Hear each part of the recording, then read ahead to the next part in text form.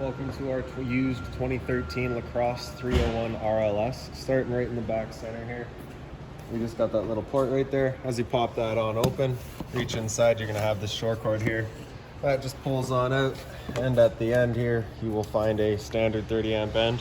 Most campsites are going to have that. You can just plug straight on in, and you're good to go. We do also provide you with a 15 amp adapter, so if you're looking to go down to a standard household outlet, you got the power to do so. In the end of the bumper here, if you just pull that cap off, reach in a little bit, we've got your sewer hose in there. So it's just got those two ears there. Just take note of those. That's how we'll be hooking it up to your sewer system. The hose itself does expand out, and it is about 20 feet long once it is fully extended. Just tucking that back in just helps keep any sort of stench or smell out of the trailer. Just cap that back off, and there you have it. Making our way down the side here. Really not much in the back. More just towards the front here. So here we've got your sewer connection here. So you just get this one little cap there. You're just gonna kind of press in, give it a little turn, pull it off. You can see it just pops right off of there. It's got the same two ears that your hose had. It'll be attached in the same way. Just press it in, give it that little turn, kind of clicks into place, and there you have it. Up in the top left, you got a black valve. On the right, you got a gray valve. So your black valve controlling your black tank, which is filled from your toilet. So that's of course gonna be your dirtiest water. We're gonna want to dump that out first. Once that's done, we'll go to the gray. That is filled from your shower as well as your sink, so typically cleaner water. We'll dump that out last just to help keep that hose as clean as possible. Right down here, we've got all of our low point drains here. So on the far left here, that is your freshwater tank drain. So you just open that up, drains out your freshwater tank. On the left here, sorry, in the center here, I guess, is actually your hot water tank, or sorry, your hot water line drain. So you just open that up and that'll drain out all of the water from your hot lines. And then on the right is your cold line. Same idea, open it up, drains out the entirety of your cold lines. And up from there, we've got the little storage compartment here. So on the right side, we've got all of your water system. So on the top, you just get that little light there. On the left side here, you've got your freshwater tank fill. So just that cap pops on off of there, take a water hose, stick it into there, fills up your freshwater tank with water. On the right here, you've got the city water connection. So the same water hose will plug into there, tighten it down, turn on the water, and that'll just pressurize the lines throughout the unit. And in the top right, we've got a satellite inlet there. So you pop that open, coax cable will plug into there, fire up at your TV location. Down below that is cable. So same idea, just off of a cable box, just plug it in, fires up your TV. Down in the bottom, we've got a sewer tank flusher. So you may notice over time you've dumped your black tank. You know for a fact it is empty, but your monitor panel is still reading a third or 2/3, whatever it may be. What you're gonna do is just take that same water hose, plug it into there, open up that black valve at your sewer, turn on the water, and that'll just flush out that tank, getting rid of any sort of debris that might be causing an issue. Outside or down in the bottom here, you've just got your exterior shower. So that's just a little quick connect. You're just gonna push that collar back, take that end, stick it into there, and then you get your hot and cold water with just an open end there. In the bottom, if we open that up, kind of get your access from down underneath, so you can run all of your wires or hoses or whatever down through the bottom without leaving your compartment open. And then into the storage side of it, you just get to see right down to the other side. That little handle right there is just a manual override for all of your stabilizer jacks. Basically what it would be doing is just attaching it onto the end there. Then you get that two little teeth there basically. Just attaching onto that, and you can turn it to run them up or down.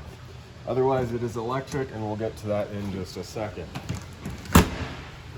Towards the front, you just get that little light there so you can see what you're doing. This box right here houses your battery, so as long as you're plugged in through that short cord in the back or your 7-pin into your tow vehicle, that battery is charging for you. Underneath this white cover here, you just got that little cap there so you can access your 2 propane tanks. For now, just pop it right off. So you can see this change over here is currently pointing to the right. As we open up that tank, that guy there is going to stay green, right? If it were to go red, it's just letting you know that we don't have any propane in the system anymore. So at that point, we'd turn it off, flip over to the other side, and run off of this tank while the other one gets filled. Then in the very front, you just got your standard tongue jack here. And that's about that. Around the side, you got the other end of your storage compartment. Right? So down in here and up on the wall, you just get that one little light there. Over on the side here, you've got the electric switch for your stabilizer jacks. So just press and hold extend, and these guys will come down a little bit. We've got the exact same things in the back there, so I'll just demonstrate with those, a little bit easier to see. Right here, you can see we do provide you with that water hose, as well as that park adapter I was telling you about. So your 30 amp short cord into there, and then a 15 amp into your standard household outlet. Right. And so this right here is just an entrance door into your front bedroom there. Nothing we need to go through right now. Right here we have your hot water tank outside, so just got that keyway, pops it on open. All of your controls for turning this on are just inside the unit. Before you ever turn it on though, you just want to make sure it's full of water. Hit that relief valve right there. You should get a little bit of water coming out, letting you know it is full. Safe to fire it up. So just making sure we do that before we turn them on inside. This side a little bit, we got a G-Power protected outlet there, as well as a cable and satellite outlet. So this little V channel right there, you can slide your TV into, open up your awning, and you can have your TV outside here. Straight up from there, we've got your stove vent, so just got the two little ears on either side there. You can unlock it, and that flap will allow it to open up. So inside, of course, we've got a propane stove, so it is putting off fumes whenever you're using it. You do have the stove vent in there, so you just want to make sure that this guy's opened up so that all of those fumes can be evacuated. Two outside speakers up there as well. This right here is just a service port for your fridge. Nothing back there for you to worry about. Exhaust for your furnace. If you ever got your furnace running, you just want to make sure nothing's blocking that off. It does get hot. And then right in the very back, we've got your spare tire there, as well as right down here, that same switch for your stabilizer jacks. So pressing and holding will extend. You can see those guys making their way down. They do equalize, there's no stabilizer, there's no leveling to them, sorry, they just stabilize, there's no leveling. So you can see they go one side then the other. Once it comes down to the ground, the other one will get going until it firms up. And once you hear kind of that load on the motor, that's when you're gonna wanna stop. If you're gonna continue extending, you do actually run the risk of bending these guys.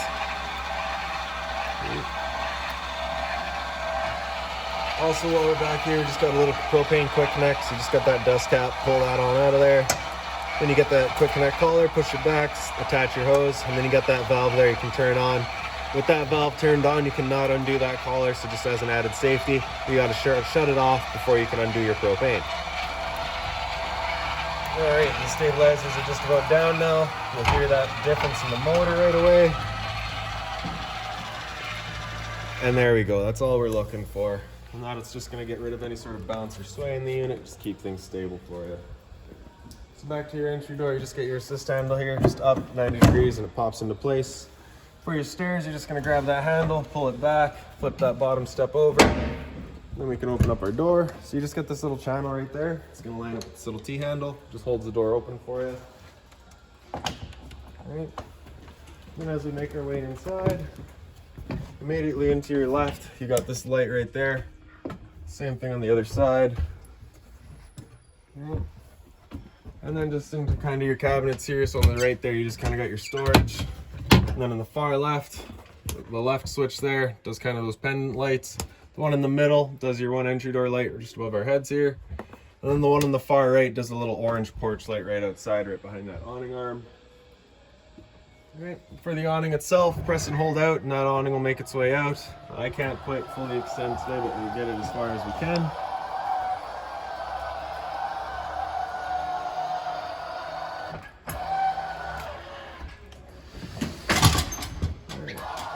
So once we're out all the way, we're just gonna see a little flap at the end come down. So that light right there actually is what you're looking for.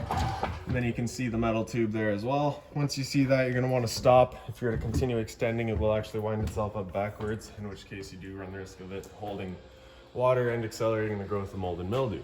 Now if it were to start raining, it's of course gonna be holding some water anyways. So what you can do is grab either arm, front or rear, just pull it down, lock down this little handle there.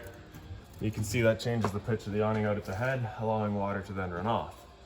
Now, if you like that angle better because it does give you more shade, you can do the same thing with the arm up front. Before you ever bring it back in though, you just want to make sure that those are loosened off and back fully extended, just so that we're not running the risk of bending anything.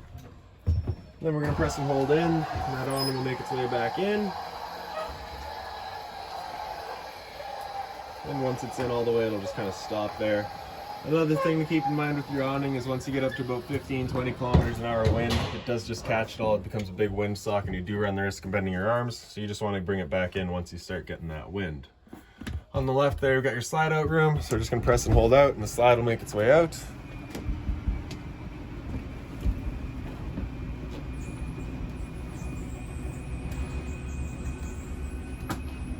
Once it's out all the way, you'll just hear some clicks from the motors letting you know they've reached their stall.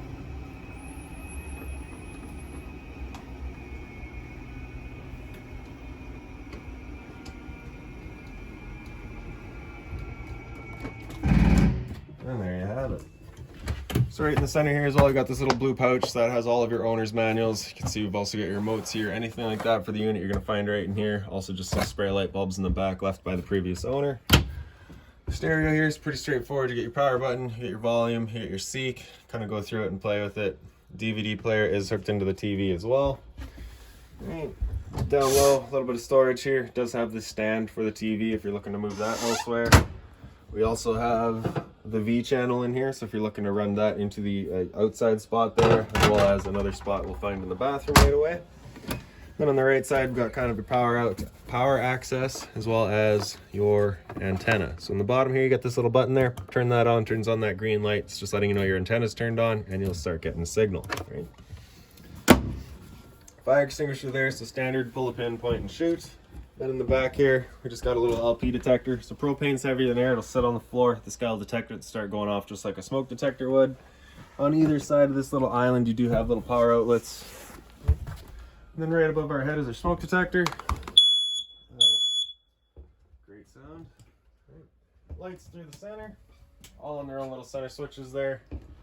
Your fridge, power button on the left there, with this button on the right in, that is going to run off of auto, which is going to first look for AC power. So because we're plugged in right now, we're currently running off of that.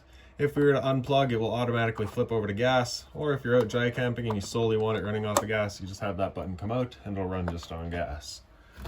Up top is your freezer compartment. Down low is your fridge. And then in the top right corner of your fridge, you can see you just got that temperature control. Colder is higher, warmer is lower. Around the corner, we got your thermostat. It's the power button, and then the power button on the bottom there turns it on. Right, and then it's going to go to fan speed. So AU is going to be auto. So if we're using our furnace or if we're using our air conditioner, typically we're just going to want to leave that on auto. So say you're looking to just move some air around the unit right now, you can just turn it to high, and this air conditioner will turn on with a high fan. No cooling, just moving the air. All right. After that, you can hit down again. It'll go into low. It'll turn off the high fan and turn on the low fan. There we go.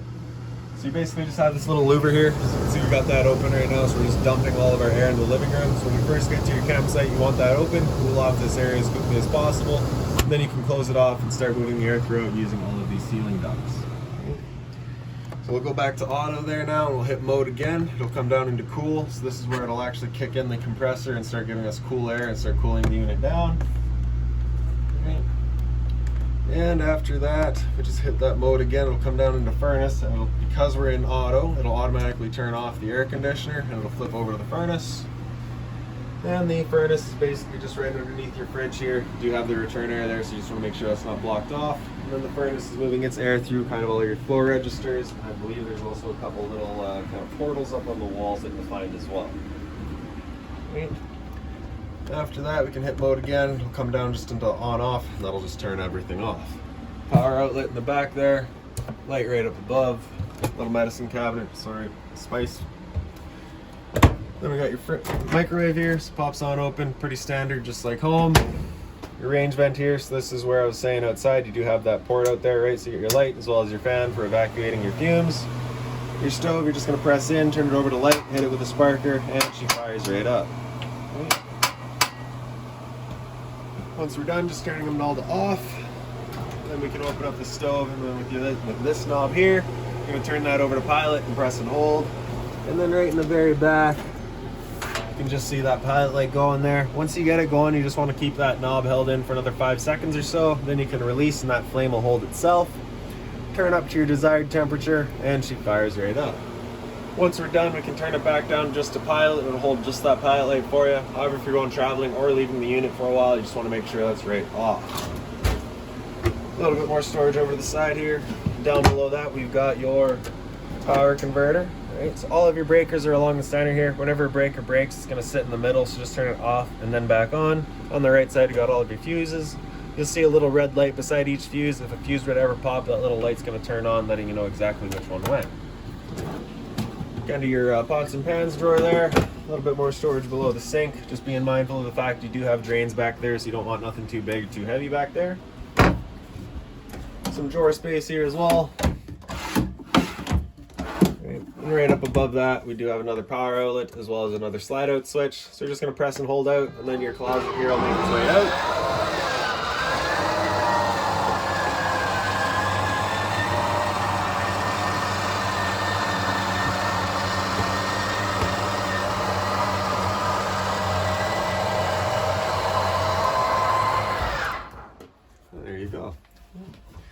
So your sink, you have the hard cover, kind of expands your counter space, and you also have the Jack and Jill, I guess you could call it. Hot and cold water, of course, mobile head, bit of storage up above there, and just a bit more of a spice rack there and here. In the hallway, you get this light right up above your head, just kind of on its own switch. All the closet space here, it is pretty well all just empty.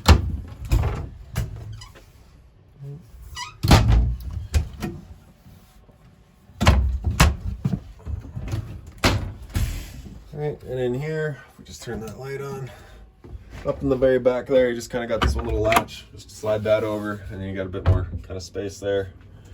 And drawer space again. So the lights in here in your bedroom, they're just on their own switches there. So power outlet, cable and satellite outlet, and another V channel for your TV. Right above my head here is your antenna. So we had that button back there to turn it on. Over here, we're just gonna turn this handle to raise it up. Once we have it up all the way, this handle is just gonna kind of stop in place. Just like that. Then you can take this big gear here and just kind of turn it around. And you can see you got these two arrows there. You're just kind of pointing it around, looking for wherever your best signal is. Once you find it, you can just let it sit there. Once you're done though, or going traveling, you just wanna make sure those two arrows are lined up. And then you bring it back down. It just ensures that the channel that antenna sits inside of is lined up properly.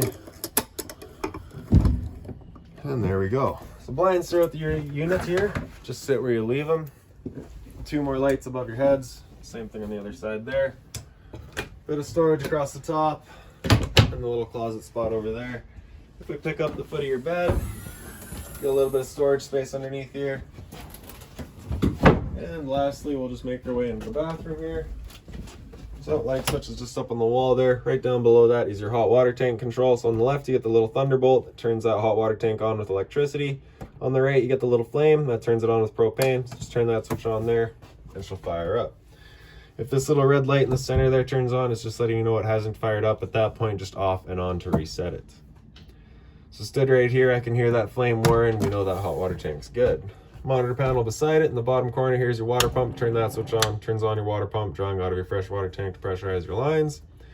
Get your battery here, so you can see we're currently C for charging. So because we're plugged in right now, currently C for charging. G would be good, F is fair, and L is low.